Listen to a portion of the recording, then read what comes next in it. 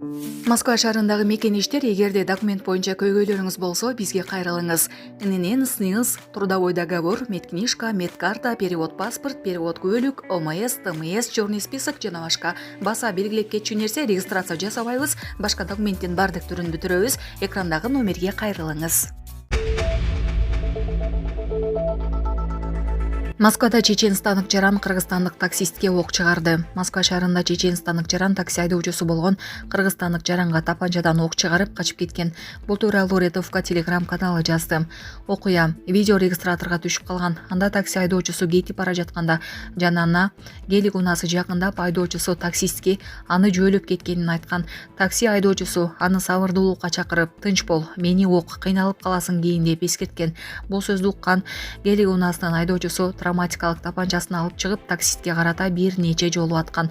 Орусиянын ички иштер министрлиги ок аткан 39 жаштагы жаранды кармап, андан уруксат кагазы бар травматикалык тапанча алынган. Жабыркаган 1998-жылы туулган жаран тез жардам кызматы менен медициналык мекемеге жеткирилди деп тактады Орусиянын ички иштер министрлигинин Москва шаары боюнча башкы башкармалыгы.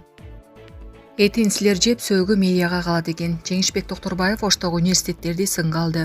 Ош шаарынын мэри Жеңишбек Токторбаев шаардагы университет жетекчилери менен жолугуп, аларды унаа токтотуучу жай курбаганы үчүн сынга алды. Анда шаар мэри университеттер өздөрүнүн аймагын тосуп алып, ал жакта иштеген мугалимдер, студенттер унааларын көчөгө коюп жатканын белгиледи.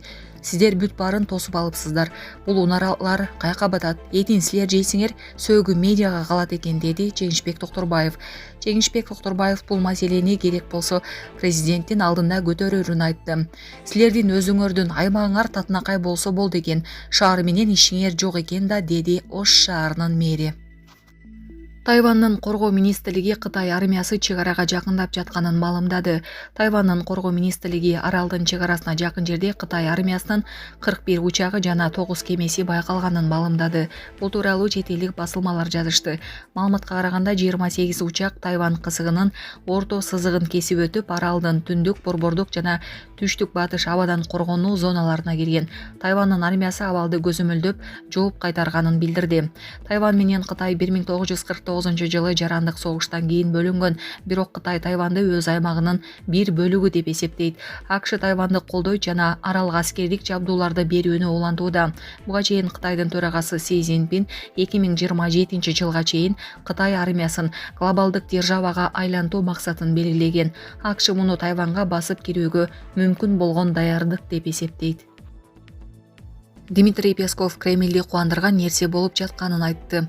Орусия президентинин басма сөз катчысы Дмитрий Песков дүйнө жүзү Украинадагы жаңжалды токтотуу зарылчылыгы тууралуу айта баштаганы кубандыраарын билдирди.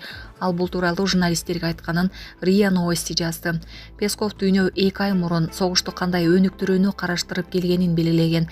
Орусияга дос өлкөлөрдү кошпогондо 2 ай мурун дүйнөдө баарына согушту кандай жол менен улантуу керектиги маанилүү болсо керек. Азыр баары согушту кандай болбосун токтотуу үчүн эмне кылуу керектиги жөнүндө сүйлөшүүгө аракет кылып жатканы кубандырат, деген ал.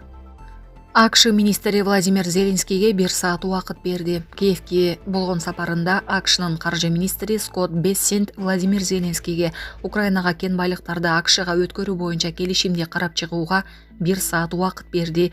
Бул тууралуу чет элдик басылмалар жазышты. Маалыматка ылайык, Бессент Украинанын кен байлыктарын толук өлчөмдө талап кылып, муну ойлонууга Владимир Зеленскийге 1 саат убакыт берген.